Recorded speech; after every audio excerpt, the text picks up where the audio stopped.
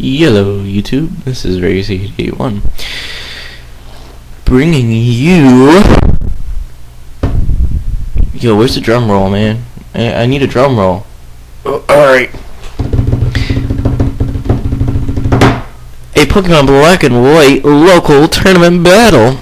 Anyways, so we have the far side, which has made top 4 quite a bit, and the near side, which has made top 6 quite often, battling it out.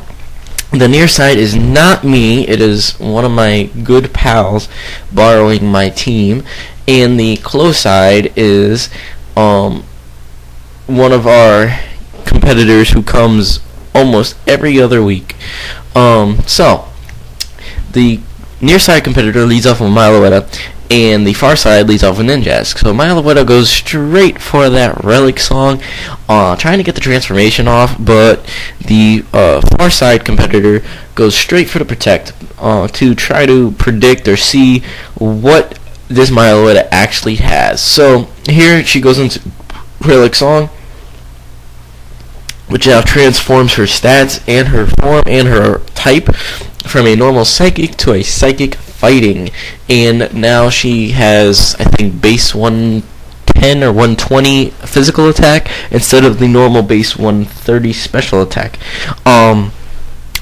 This is an awesome move. It's a normal move, so it can be stopped by ghosts, and it allows a transformation of Miloetta from a special attacker to a physical attacker instantly on a dime. So if a Chansey ever comes in, Miloetta could definitely counter Chansey, and Chansey just won't. If Miloetta has Relic Song, Chansey will never wall Miloetta, because chances are that Relic Song has close combat and also a Psychic. So then the third move, or the fourth move, is something that I personally, I don't know what I would put in its place. I don't know what moves Miloetta can learn.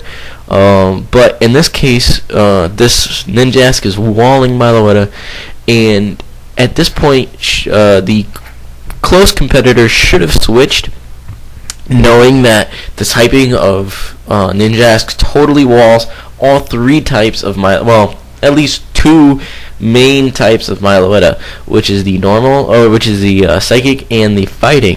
While the normal type's not walled, Relic Song doesn't do as much damage, and she already transformed using the Stab, but I think she could transform back. I'm not 100% sure. I haven't used Miloetta myself.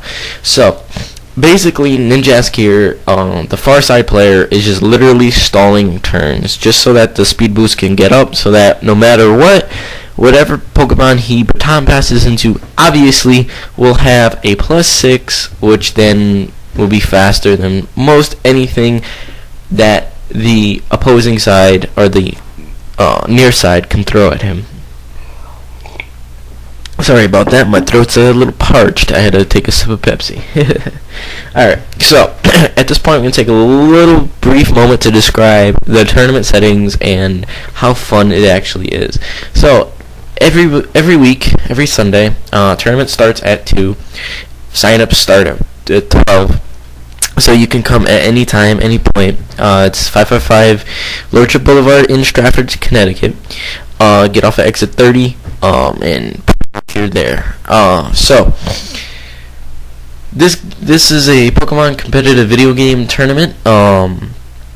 It's for all ages. I mean, we have people who I think are nearing their 50s, I'm not 100% sure, and we have people who are nearing their 10 years old, 12 years old.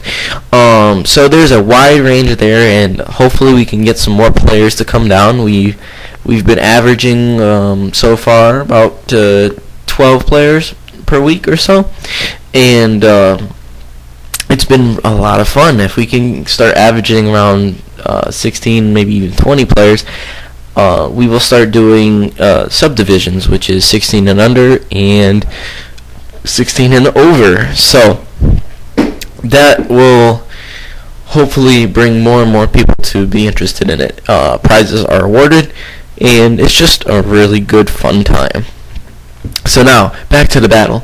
The far side goes Baton Pass right into a Tyranitar. And Tyranitar is really, it's a threat. It's been rampaging this tournament, through this tournament, for a while. So now Tyranitar, this one has Earthquake, and comes to find out the close sides team has like 4 or 5 Pokemon that are weak to ground.